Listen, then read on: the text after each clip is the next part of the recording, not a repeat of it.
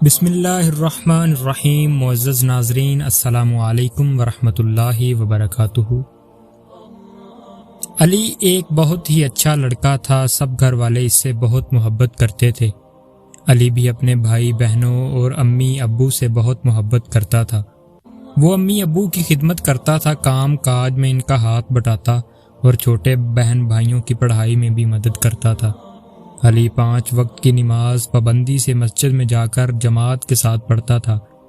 ایک دن علی فجر کی نماز پڑھ کر گھر آیا اور کسی سے بات چیت کیے بغیر اپنے بستر پر لیٹ گیا۔ علی کی امی نے اس سے پوچھا، کیا بات ہے علی؟ بیٹے تم بستر پر لیٹ گئے، اسکول نہیں جانا؟ علی نے کہا، نہیں امی، آج میں اسکول نہیں جاؤں گا۔ میرے سب دوست میرے پھٹے ہوئے جوتے دیکھ کر میرا مذاق اڑاتے ہیں۔ آپ ابو سے کہیں وہ میرے لیے نئے جوتے بازار سے لے آئیں۔ علی کے ابو غریب آدمی تھے، وہ ایک جگہ نوکری کرتے تھے اور وہاں سے ملنے والی تنخواہ سے گزر بسر مشکل تھی۔ علی کی زبان سے اس قسم کی بات سن کر وہ پریشان ہو گئے۔ انہوں نے اپنی اہلیہ یعنی علی کی امی سے کہا کہ 2 رکعت نفل صلاۃ الحاجت پڑھ کر اللہ سے مانگو کہ یا تو اللہ اس کے جوتوں کا انتظام کر دے یا علی کو صحیح سمجھ دے کہ وہ اپنا گزارا انہی پرانے جوتوں پر کرے۔ علی کی امی اور ابو نے صلاۃ الحاجت پڑھی اور اللہ سے دعا کی۔ علی ظہر کی نماز کے وقت نیند سے اٹھا اور کسی سے بات کیے بغیر وضو کر کے مسجد کی طرف چلا گیا۔ راستہ میں اس کی نظر اپنے دوستوں پر پڑی جو نئے جوتے پہنے یا اسکول سے واپس آ رہے تھے۔ علی ان سے منہ چھپا کر آگے بڑھ گیا اور کہیں وہ اس کا مذاق نہ اڑائیں۔ اچانک علی کی نظر ایک لڑکے پر پڑی جو بے ساکھیوں کے سہارے مسجد کی طرف جا رہا تھا۔ اس کے دونوں پاؤں نہیں تھے۔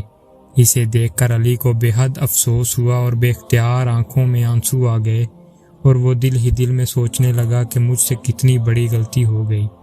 اللہ نے مجھ پر اتنے احسانات انعامات کیے کہ مجھے تندرست بنایا، دونوں پاؤں عطا فرمائے، بغیر بے ساکھیوں کے میں چل سکتا ہوں، لیکن پھر بھی میں اللہ کی ناشکری کرتا ہوں۔ علی اپنی حرکت پر بہت نادم ہوا۔ اس نے نماز پڑھ کر اللہ سے توبہ کی اور گھر آ کر امی ابو سے بھی معافی مانگی اور انہیں سارا واقعہ سنایا کہ کس طرح اللہ نے اس کو صحیح راستہ دکھایا۔ کھانا کھا کر علی گھر سے باہر جانے لگا۔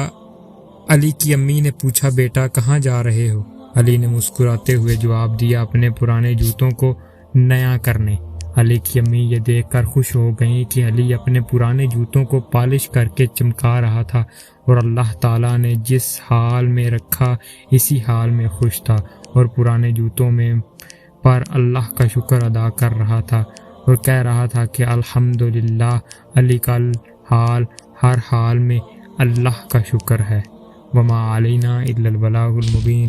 شکریہ۔